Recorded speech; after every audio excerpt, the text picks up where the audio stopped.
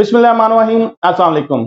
Rising education YouTube channel की तरफ से खुशामदीद। मैं हूं मोहम्मद शाहिद अजीम और आज मैं आपके लिए डेटाबेस मैनेजमेंट सिस्टम का नेक्स्ट टॉपिक लेके आया हूं, रिलेशनल कीज। तो आज हम देखेंगे कि रिलेशनल कीज क्या होती हैं, इनका एक डेटाबेस के अंदर क्या किरदार होता है। उसके बाद हम इसकी डिफरेंट टाइप्स को पढ़ेंगे, जिसमें हम प्राइमरी की, कैंडिडेट की, अल्टरनेट की, फॉर्म की और सेकेंडरी की को पढ़ेंगे। तो चलें जी, आज के लेक्चर की तरफ बढ़ते हैं, लेकिन उससे पहले आपसे रिक्वेस्ट है कि अगर अभी तक आपने हमारा चैनल सब्सक्राइब नहीं किया तो प्लीज इस चैनल को सब्सक्राइब कीजिए और बेल का आइकॉन लाजमी प्रेस कीजिएगा, ताकि हमारी आने वाली वीडियोस की नोटिफिकेशन आपको जल्द से जल्द मिल सके। तो चलें जी, आज का लेक्चर स्टार्ट करते हैं।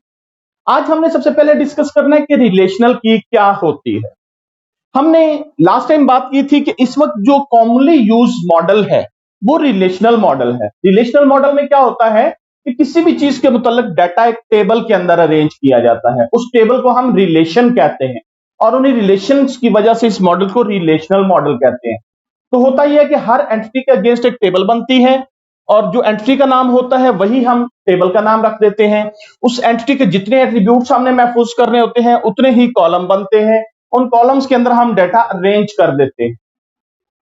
अब डेटा अरेंज करने के बाद यहां पे तो बल्क ऑफ डेटा आएगा, बहुत ज्यादा डेटा आएगा। मसलन अगर ये स्टूडेंट्स हैं तो हो सकता है यहां लाखों की तादाद में स्टूडेंट्स के रिकॉर्ड आए, तो हमने बाद में इसे एक्सेस करना होता है, इनको अलग अलग आइडेंटिफाई करना होता है। तो हमें कोई एक एट्रीब्यूट या एक सेट ऑफ एट्रीब्यूट्स ऐसा चाहिए होता है जिसकी मदद से हम अपने टपल्स को या अपने रिकॉर्ड्स को यूनिकली आइडेंटिफाई कर सकें, जो किसी दूसरे रिकॉर्ड के साथ मैच ना हो। तो वो एट्रीब्यूट या सेट ऑफ एट्रीब्यूट्स जिनकी मदद से हम एक रिलेशन के अंदर किसी टपल को यूनिकली आइडेंटिफाई करते हैं, वो रिलेशनल की या की कहलाता है। तो हमारे पास जितनी भी रिलेशंस हैं सब के अंदर एक की का होना जरूरी है। इसी चीज को हमने ईआरडी में आइडेंटिफायर के नाम से पहचाना था, यहां पे आके वही चीज रिलेशनल की बन जाती है। अब रिलेशनल की ये खासियत होती है कि इसने हर रिकॉर्ड को यूनिकली आइडेंटिफाई करना होता है, तो इसके लिए इसे यूनिक होना चाहिए और ये कभी भी नल या खाली नहीं होना चाहिए। तो अब आगे हम इसकी डिफरेंट टाइप्स देखते हैं, जिसमें सबसे पहली टाइप है प्राइमरी की।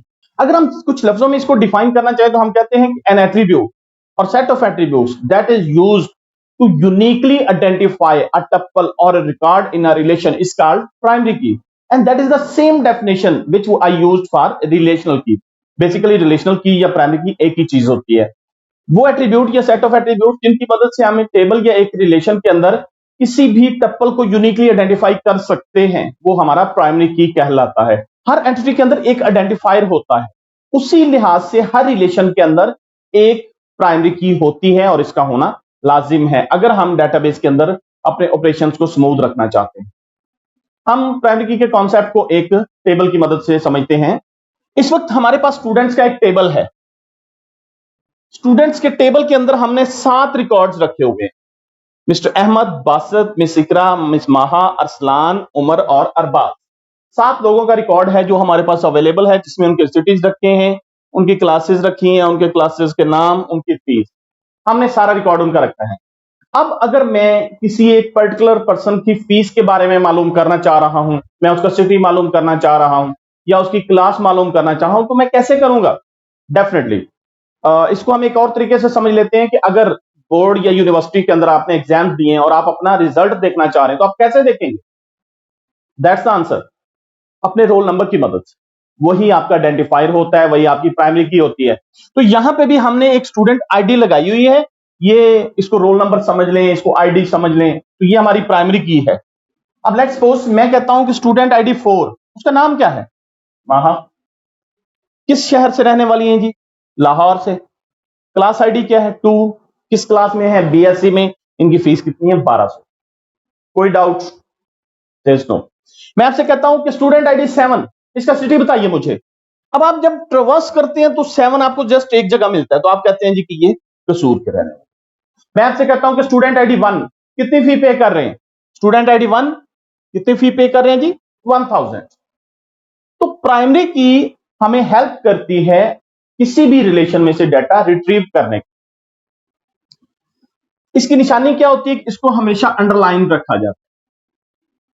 रिलेशन के अंदर प्राइमरी की हमेशा अंडरलाइंड होती है। जैसे हमने देखा था कि ईआरडी के अंदर जो आइडेंटिफायर होता है उसको अंडरलाइन किया जाता है, इसी तरह रिलेशन के अंदर जो प्राइमरी की होती है इसको अंडरलाइन किया जाता है। अब प्राइमरी की कुछ खासियतें हैं। सबसे पहली खासियत या पहली property, it must be unique. इसकी वैल्यू कभी रिपीट नहीं होनी चाहिए। अगर मैंने स्टूडेंट आईडी को प्राइमरी की बनाया तो आप देखें कि स्टूडेंट आईडी की वैल्यूज यूनिक हैं, कोई एक वैल्यू ऐसी नहीं जो दोबारा आई हो, कहीं 1 दोबारा आया हो या 2 आया हो या 3 आया हो। अगर ये 1000 या 1 लाख या 1 करोड़ तक जाएगा तो ये यूनिक ही रहेगा, ये वैल्यू दोबारा एग्जिस्ट नहीं करेगी। It can not be null, ये खाली नहीं हो सकता। बड़ी सिंपल सी बात है कि अगर आप बोर्ड में एग्जाम देने गए हैं और आप पेपर पे रोल नंबर नहीं लिख के आते तो क्या काम ठीक होगा? क्या आपका वो पेपर एक्सेप्टेबल होगा? डेफिनेटली नहीं। इसी तरह जब हम यहां डाटा इंसर्ट करने जाते हैं तो आइडेंटिफायर का लगाना लाजमी है, क्योंकि जब भी हमने उसको वापस फेच करना है, जब भी उसको वापस रिट्रीव करना है, तो हम उसको उसकी प्राइमरी की मदद से करेंगे। तो अगर हमने प्राइमरी की ही नहीं लगाई तो डेफिनेटली वो डाटा एक्सेस नहीं हो पाएगा, वो डाटा रिट्रीव नहीं हो पाएगा। लिहाजा इसको हम खाली नहीं छोड़ सकते। Every table has only one की, हर टेबल के अंदर इसका होना जरूरी है और एक ही होती है, एक से ज्यादा प्राइमरी कीज नहीं हो सकती। ओके जी, सही बात है। ये अगर प्राइमरी की नहीं है तो अगर नहीं है वाला कोई सवाल ही, एंटर नहीं करेगा तो डाटा एंटर ही नहीं होगा, एंटर ही नहीं होगा।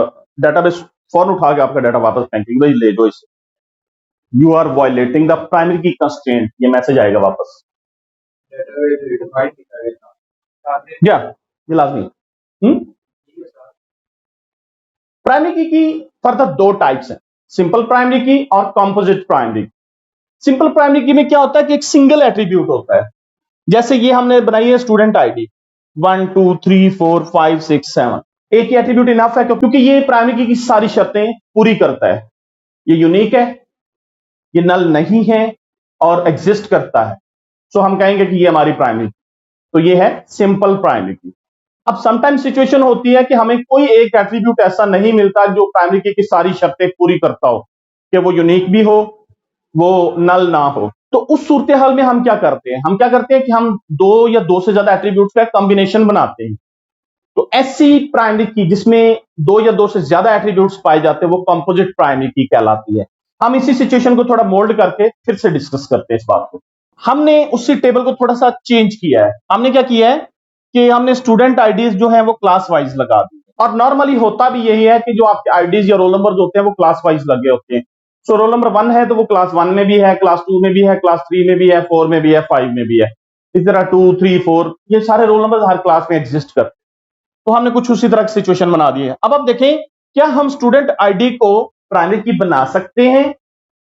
नहीं बना सकते, क्योंकि इसमें आप देखें कि 1 यहां भी आ रहा है, यहां भी आ रहा है। तो अब कैसे इस चीज को करेंगे? क्या हम नाम को बना सकते हैं? बेसिकली नहीं बना सकते। उसकी वजह यह है कि एक नाम के दो स्टूडेंट्स एग्जिस्ट कर सकते हैं। अभी बेशक बादियों नजर नहीं आ रहा कि लग रहा है कि सारे नेम यूनिक है, लेकिन ऐसा होता नहीं है। एक क्लास में एक नाम के दो स्टूडेंट्स हो सकते हैं। तो क्या हम सिटी को बना सकते हैं? डेफिनेटली नहीं बना सकते, क्योंकि सिटी भी रिपीट हो रहा है। क्योंकि ये यूनिक नहीं है तो इसको भी नहीं बना सकते। क्या क्लास आईडी को बना सकते हैं? ये भी नहीं बना सकते, क्योंकि क्लास आईडी भी रिपीट हो रहा है, यूनिक नहीं है। क्लास को बना लें, फी को बना लें, किसी को भी नहीं हम बना सकते। अब इस सूरत हाल में हम क्या करेंगे? हम कंपोजिट प्राइमरी की बनाएंगे। अब हमने करना यह है कि हमने देखना है कि ये कौन सी एंटिटी है। ये बेसिकली स्टूडेंट एंटिटी है, और स्टूडेंट एंटिटी का स्टूडेंट आईडी हम ले लेंगे, पहली चीज।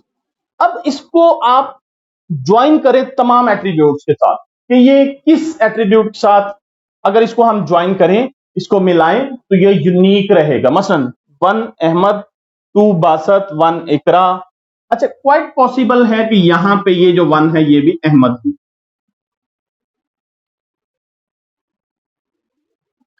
तो अब ये यूनिक नहीं रहा।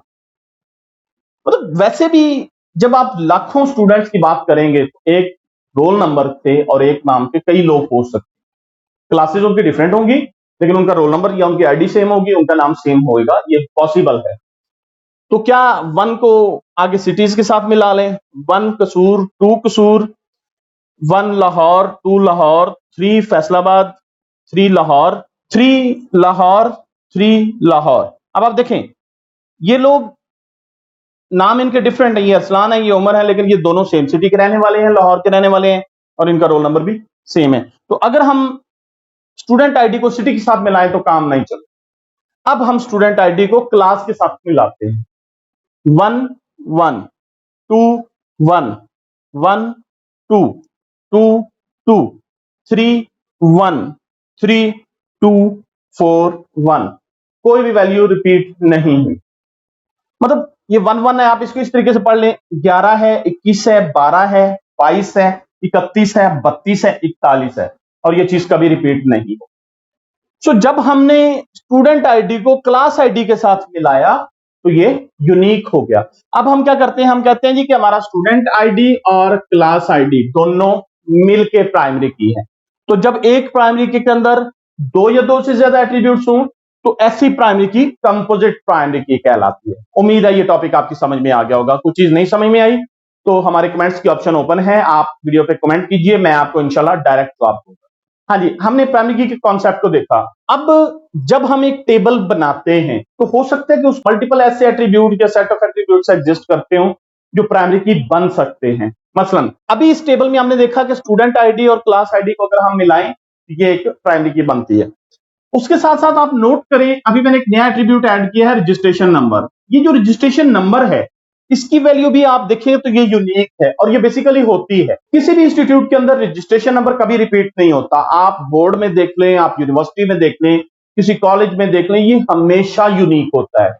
तो हम कह सकते हैं कि स्टूडेंट आईडी और क्लास आईडी ये दोनों मिलकर एक प्राइमरी की बन सकते हैं। इसी तरह रजिस्ट्रेशन नंबर भी एक प्राइमरी की बन सकता है। ये दोनों कैंडिडेट हैं। हमारे पास दो सेट ऑफ एट्रीब्यूट्स ऐसे हैं जो प्राइमरी की बन सकते हैं, एक स्टूडेंट आईडी और इसके साथ क्लास आईडी, ये एक सेट है जो प्राइमरी की बन सकता है, और दूसरा है रजिस्ट्रेशन नंबर, ये भी एक सेट है जो प्राइमरी की बन सकता है। तो इन दोनों में से हम कोई एक चूज करेंगे। सो अभी के लिए इन दोनों को हम कहते हैं कि ये दोनों कैंडिडेट कीज हैं। This both set of attributes are candidate to become primary key. तो इनमें से हमने कोई एक चूज करनी है। अब मोस्टली यही होता है कि हम रोल नंबर और क्लास आईडी को चूज करते हैं। मसलन आप किसी भी कॉलेज या इंस्टीट्यूट में चले जाएं तो आप वहां रोल नंबर और क्लास ही बताते हैं हमेशा कि जी मैंने क्लास 6 के रोल नंबर 8 से मिलना है, या आप कहते हैं जी क्लास 10th के रोल नंबर 2 से मैंने मिलना है। तो ये इसको याद रखना आसान होता है, लिहाजा हम स्टूडेंट आईडी और क्लास आईडी को एज अ प्राइमरी की चुन लेते हैं। अब हमारे पास दो कैंडिडेट्स थे, एक था रजिस्ट्रेशन नंबर और एक था स्टूडेंट आईडी और क्लास आईडी। तो हमने स्टूडेंट आईडी और क्लास आईडी को एज अ प्राइमरी की चुना, और ये बीइंग अ डिजाइनर हमारी मर्जी होती है कि हम किसको चूज करते हैं, लेकिन हमारी कोशिश होती है कि हम उस एट्रीब्यूट या उस सेट ऑफ एट्रीब्यूट्स को चूज करें जिसको याद रखना आसान हो। तो हमने स्टूडेंट आईडी और क्लास आईडी को चूज कर लिया। अब दो कैंडिडेट्स थे, उनमें से एक बन गया प्राइमरी की और दूसरा क्या है, वो अल्टरनेट की कहलाएगा। अल्टरनेट की क्या होती है, ऐसी की जो प्राइमरी की एब्सेंस में यूज की जाए और वो भी यूनिक हो। क्योंकि देखिए कैंडिडेट्स जो दोनों हैं वो यूनिक थे, वो दोनों ही नल नहीं थे। तो एक को हमने प्राइमरी की बना दिया, अब दूसरा हमारे पास बच गया। अब सम टाइम ऐसी सिचुएशन आ जाती है कि आपके पास प्राइमरी की नहीं है, मसलन आप अपना स्टूडेंट आईडी भूल गए या क्लास आईडी भूल गए, तो फिर हम आपका रजिस्ट्रेशन नंबर भी यूज कर सकते हैं इस डेटाबेस से डाटा एक्सेस करने के लिए, और डाटा स्टिल हमारे पास यूनिक रहेगा। हमारे पास एक ही टपल होगा जो एक्सेस होगा।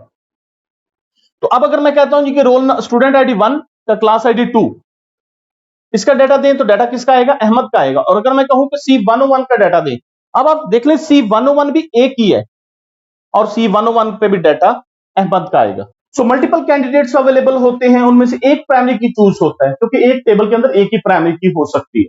तो एक प्राइमरी की चूज होता है और बाकी जितने भी बचते हैं वो सब के सब अल्टरनेट कीज बन जाते हैं। हमारा नेक्स्ट टॉपिक है फॉर्म की। फॉर्म की क्या होती है, if the primary key of one table exist in another table then it is called foreign key. अगर एक टेबल की प्राइमरी की दूसरी टेबल में भी आ रही हो तो हम कहते हैं कि ये फॉर्म की है। कैसे, हम इस बात को समझते हैं। ये हमारे पास क्लासेस की टेबल है जिसमें दो एट्रीब्यूट्स हैं, एक क्लास आईडी, एक class ID 1 2 3 FSc BSc MSc. हम कहते हैं कि यहां पे क्लास आईडी प्राइमरी की है। अब इस साइड पे ये स्टूडेंट्स का टेबल है, स्टूडेंट्स के टेबल को मैंने थोड़ा सा चेंज किया है। तो उसमें आप देखें कि पहले यहां पे क्लास आईडी और क्लास नेम दोनों थे, लेकिन अब सिर्फ क्लास आईडी है।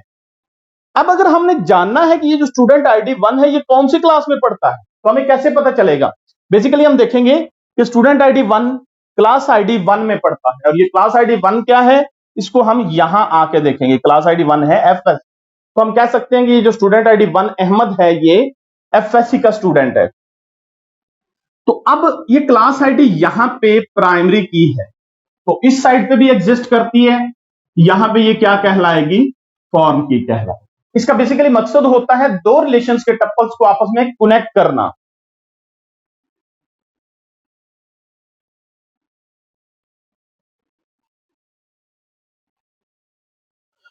अब यहां ये प्राइमरी की है, यहां ये फॉर्म की है, तो जिस टेबल में प्राइमरी की आ रही हो उस टेबल को हम कहते हैं पेरेंट टेबल, और जिस टेबल में फॉर्म की आ रही है उसे हम कहते हैं चाइल्ड टेबल या डिपेंडेंट टेबल। तो हम कह सकते हैं कि स्टूडेंट टेबल जो है वो क्लास टेबल की डिपेंडेंट टेबल है, क्योंकि वहां ये जो वैल्यू आ रही है इसकी हकीकत को जानने के लिए, इसकी असल वैल्यू को जानने के लिए हमें इस टेबल में देखना पड़ेगा। हमें देखना पड़ेगा क्लास आईडी 1 क्या है, वो एफएससी है, क्लास आईडी 2 क्या है, वो बीएससी है। लेट्स सपोज यहां क्लास आईडी 3 भी एग्जिस्ट करता होता तो वो एमएससी था। इस फॉर्म की के अंदर वही वैल्यू एग्जिस्ट कर सकती है जो इधर क्लास आईडी या प्राइमरी की में एग्जिस्ट करती है। ये एक लाजमी कंस्ट्रेंट आ जाता है, इसको रेफरेंशियल इंटीग्रिटी कंस्ट्रेंट कहते हैं, कि फॉर्म की में वही वैल्यू एग्जिस्ट कर सकती है जो पेरेंट टेबल की प्राइमरी की में एग्जिस्ट करती है। उम्मीद है ये टॉपिक आपकी समझ में आ गया होगा। और last but not the least हमारे पास है सेकेंडरी की। सेकेंडरी की क्या होती है? ऐसी की जिसे हम डाटा एक्सेस करने के लिए यूज करें और जो डाटा हमें मिले वो यूनिक ना हो। तो जो डाटा हमें मिले वो सिंगल रिकॉर्ड ना हो बल्कि मल्टीपल रिकॉर्ड्स हमें मिले, हम कहते हैं ये सेकेंडरी की है। मसलन इसी टेबल के अंदर अगर तो हम स्टूडेंट आईडी और क्लास आईडी को यूज करते हैं तो हमें हमेशा एक सिंगल रिकॉर्ड मिलता है। मतलब मैं कहता हूं स्टूडेंट आईडी 3 क्लास आईडी 1, तो 3 1 असलम, सिर्फ एक रिकॉर्ड है जिसमें ये वैल्यू आ रही है और किसी रिकॉर्ड में नहीं आएगी, तो डाटा यूनिक है। लेकिन अगर मैं कहता हूं कि स्टूडेंट नेम अहमद का डाटा दिखाएं, अब जब मैं अहमद को एक्सेस करने की कोशिश करता हूं तो मेरे पास 2 रिकॉर्ड्स आते हैं। इसी तरह मैं कहता हूं कि क्लास आईडी 1 का डाटा दिखाएं मुझे, क्लास आईडी 1 का जब डाटा खाली, सिर्फ क्लास आईडी 1, तो आप देखें 1 2 3 और 4 रिकॉर्ड्स मेरे पास आएंगे। तो ऐसी की जिसको हम डाटा एक्सेस के लिए इस्तेमाल करें लेकिन हमें जो वापस रिकॉर्ड्स मिले वो सिंगल ना हो बल्कि मल्टीपल रिकॉर्ड्स मिले, उस की को हम कहते हैं सेकेंडरी की। जी स्टूडेंट्स, ये था हमारा रिलेशनल कीज का टॉपिक। उम्मीद है पसंद आया होगा। अगर ये वीडियो आपको पसंद आई है तो प्लीज इस वीडियो को लाइक कीजिए और चैनल सब्सक्राइब कीजिए। आपको इसमें से कोई भी चीज समझ नहीं आई, कोई भी टॉपिक आपको मुश्किल लगता है, तो आप मुझे कमेंट कीजिए या नीचे डिस्क्रिप्शन में मेरा व्हाट्सएप का लिंक भी अवेलेबल है, आप मुझसे बात कीजिए, मैं इंशाल्लाह आपको डायरेक्ट 1 to 1 जवाब दूंगा। तो जल्दी मिलते हैं नेक्स्ट वीडियो के साथ, तब तक के लिए अल्लाह हाफिज।